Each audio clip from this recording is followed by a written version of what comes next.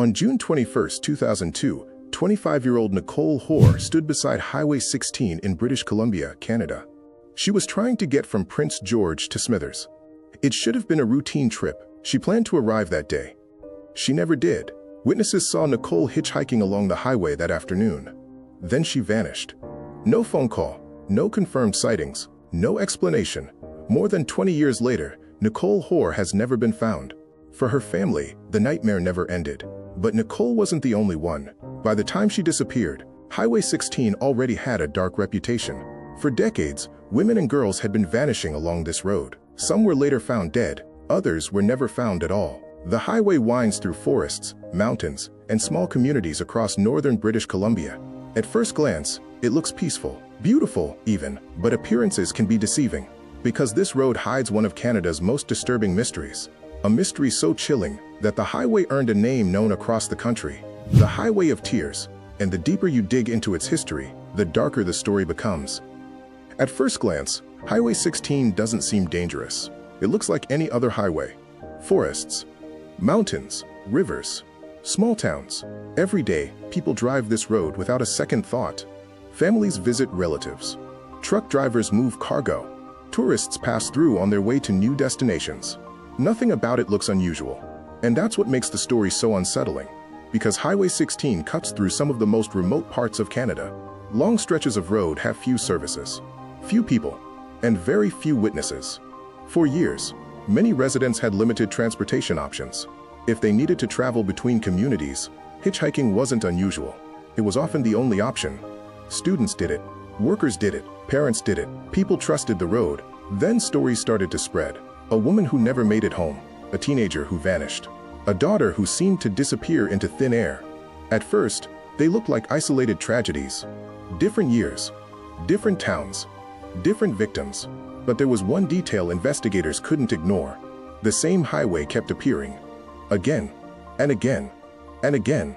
Soon Highway 16 became known by another name, the Highway of Tears. Nicole Hoar disappeared in 2002. But the Highway of Tears story didn't begin with Nicole. It had already been unfolding for decades. Years before Nicole vanished, other families were living the same nightmare. In 1995, 19-year-old Lana Derrick was trying to get home. She was last seen near Terrace, British Columbia. She never arrived. Her disappearance remains unsolved. Before Lana, there was 15-year-old Alicia Germain. She disappeared in 1994. Her body was later discovered near Highway 16. Then came Tamara Chipman. She was 22 years old. In September 2005, she was last seen hitchhiking near Prince Rupert. She has never been found. Different names, different ages, different lives, yet somehow, the same highway kept appearing in the background. As the cases grew, so did the fear. Parents worried when their daughters traveled alone. Communities organized searches. Missing person posters covered bulletin boards and storefront windows. People began asking a terrifying question. How many disappearances can happen along one road before it stops being a coincidence? No one had an answer. But everyone knew something was wrong. Because by now, the Highway of Tears wasn't just a nickname. It was becoming one of Canada's most disturbing mysteries. The most frightening mysteries aren't the ones with too many answers. They're the ones with none. Every disappearance along the Highway of Tears left families searching for the same thing. An explanation, a clue, anything. Parents waited by the phone. Siblings hoped for updates. Families held onto every possible lead, because hope was all they had. Meanwhile, investigators faced a difficult reality. The region is enormous. Dense forests stretch for miles. Remote areas can swallow evidence. Witnesses are rare, and every passing day makes a case harder to solve. Some investigators believed certain cases were connected. Others weren't convinced. The deeper they looked, the more complicated the mystery became. Suspects were investigated. Tips were followed. Searches were conducted, yet many questions remained unanswered. And that's what continues to haunt the Highway of Tears. Not what people know, but what they don't. Because for many families, this isn't a story from the past. It's still their reality. Every birthday missed, every holiday marked by an empty seat, every year spent waiting for answers. And as long as those answers remain missing, the Highway of Tears remains one of Canada's most haunting unsolved mysteries. For years, the disappearances along Highway 16 were treated as separate cases. Different victims, different towns, different circumstances. At least that's what people believed. But as more women disappeared, communities across northern British Columbia started asking difficult questions. How could so many cases be connected to the same road? Why were families still waiting for answers? And why did the pattern keep repeating? The concern became impossible to ignore. In 2005, the RCMP launched a major investigation known as Project E-Pana. Its mission was simple: find out whether these cases were connected. And if they were, find the people responsible. Investigators reopened files, reviewed decades of evidence, interviewed witnesses, followed thousands of leads. What started as a few cases quickly became something much larger. Soon, investigators were examining disappearances and murders, stretching back decades. The scale shocked the country, because this wasn't one mystery. It was many, and the deeper investigators looked, the more unsettling the truth became. There might not be one offender. There might be several, operating at different times, for different reasons, along the same lonely highway. Whenever a mystery goes unsolved for decades, theories begin to take over. And the Highway of Tears is no exception. One theory points to the isolation. The highway stretches through remote wilderness, long distances, few witnesses, very little chance of immediate help. For someone with bad intentions, that's the perfect environment. Another theory focuses on hitchhiking. For years, many people depended on it to travel between communities. It was common, normal, sometimes necessary, but it also left people vulnerable. Then there's the theory that captured national attention. A serial killer, or perhaps several. Could one person be responsible for multiple disappearances? Or were multiple predators operating along the same highway? Investigators spent years trying to answer that question. What they discovered only deepened the mystery. The evidence didn't point clearly in one direction.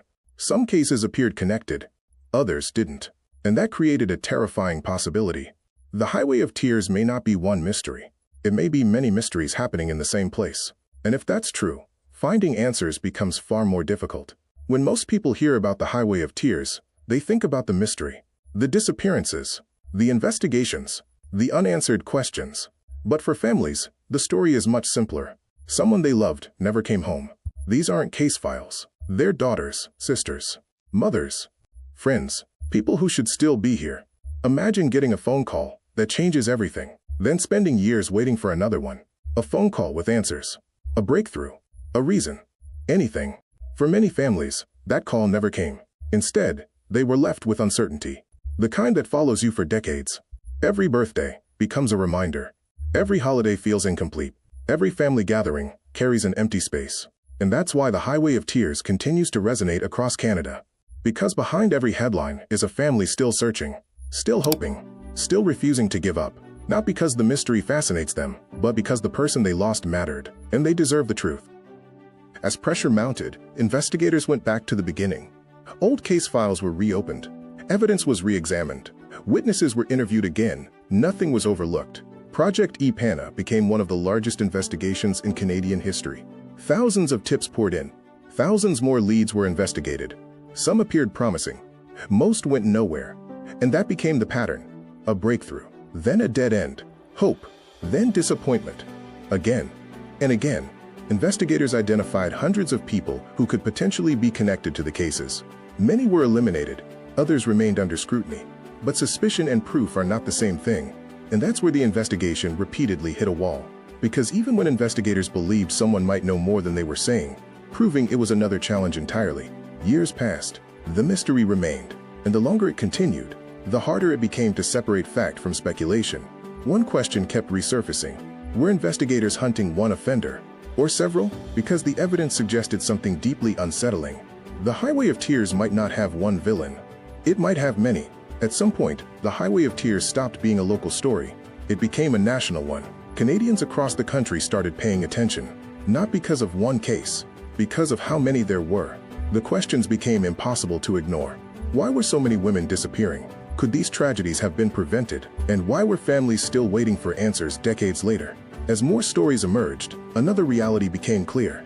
Many of the victims were Indigenous women and girls. The Highway of Tears became part of a much larger conversation happening across Canada. A conversation about safety, justice, and people who felt forgotten. Communities demanded change. Families demanded answers. Advocates demanded action. The message was simple. No family should have to experience this again. Awareness grew. Memorials were held. Recommendations were made. Promises were given. But there was one thing awareness couldn't do.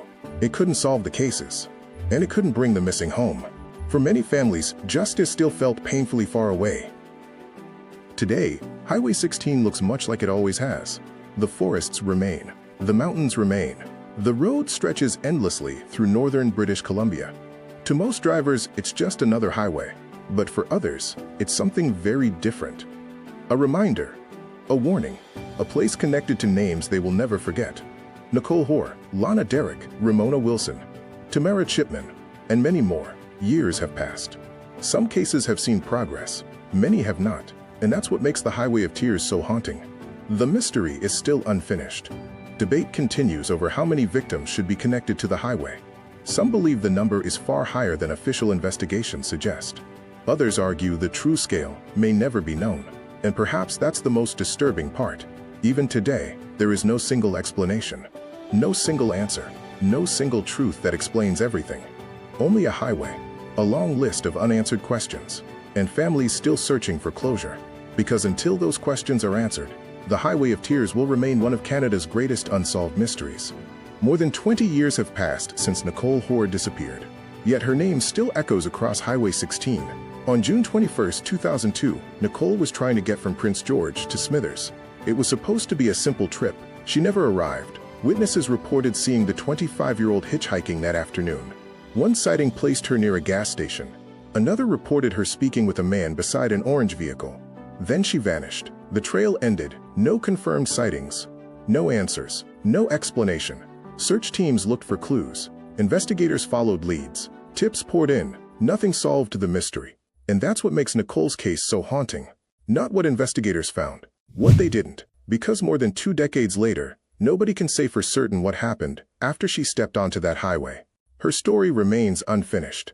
And for her family, every unanswered question keeps the wound open. But Nicole wasn't the first, and she wouldn't be the last. When people hear Highway of Tears, they often think of a mystery, a documentary, a headline, a statistic. But behind every case was a person, a real life, a real future, a real family left behind. There was Ramona Wilson. She was 16 years old. In June 1994, she left for a trip along Highway 16. She never returned. Her remains were discovered months later. Then there was Lana Derrick. She was 19. She was trying to get home. She never made it. To this day, her disappearance remains unsolved. Then came Tamara Chipman. She was 22. In 2005, she was last seen hitchhiking near Prince Rupert. She vanished, and she has never been found. These aren't just names. They were daughters, friends, classmates, people with plans for the future, people who expected to grow older, people who never got the chance. And while their stories are different, they share one heartbreaking detail. The same road appears again and again. The same highway, the same questions, the same silence. On June 21, 2002, Nicole Hoar stepped onto Highway 16 expecting to reach her destination. She never did. More than 2 decades later, nobody knows exactly what happened after she disappeared. And Nicole's story is only one piece of a much larger mystery, a mystery stretching across decades, across communities, across generations. The Highway of Tears became one of Canada's most haunting unsolved stories for a reason. Not because of one victim, not because of one suspect, but because of the number of lives forever changed by what happened along this road. Somewhere, answers still exist. Maybe they're hidden in evidence that hasn't been connected. Maybe they're locked inside memories that were never shared. Maybe they're known by someone who has stayed silent for years. Whatever the truth may be, one thing is certain. The families deserve answers. The victims deserve justice. And their stories deserve to be remembered. Because mysteries can be forgotten, people cannot. Now we'd like to hear from you. Do you believe the Highway of Tears cases are connected? Or do you think multiple tragedies became linked by the same road? Share your thoughts in the comments below. And if you enjoy documentaries exploring the world's most mysterious disappearances, unsolved cases, and hidden histories, subscribe for more stories every week. Because sometimes the most important questions are the ones that remain unanswered.